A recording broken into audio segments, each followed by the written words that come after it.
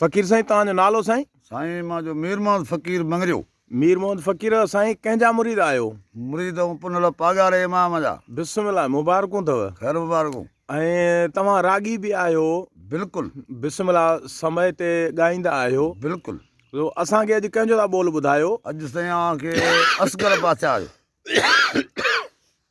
अच्छा साईं, असगर आशिक़ जेको पीर साईं सरदार जी दरगाह मां गादी नशीन कंहिं वक़्त में थिया आहिनि बादशाह? साईं 7 गादियूं आहिनि।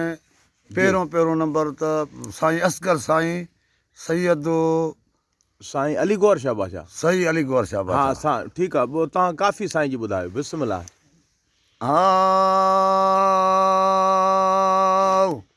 है अरसां अरबी हिते आयो भोरी वो साजन सारो जग समझायो। है अरसां सुभान अल्लाह। अरबी हिते आयो भोरी वो साजन सारो जग समझायो।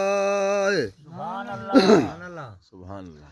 ला इलाहा इल्ला अल्लाह रे ला इलाहा ला इल्ला अल्लाह रे वो कलमो पाको पढ़ायो भोरी वो साजन सारो जग समझायो। जी फ़क़ीर जी। है अरसां अरबी हिते आयो भोरी वो साजन सारो जग समझायो भोरी वो साजन सारो जग समझायो। सुभान अल्लाह। फज़कुरूनी वो अज़कुरुकुम रे फज़कुरूनी वाह वाह बिस्मिल्लाह। वो अज़कुरुकुम रे वफ़ाल कई फरमायो भोरी वो साजन सारो जग समझायो। है अरसां अरबी हिते आयो भोरी वो साजन सारो जग समझायो।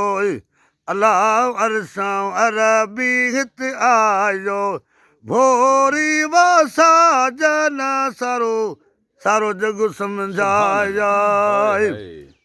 सुभान अल्लाह। अशकवरन के वो असगर तेरे अशकवरन के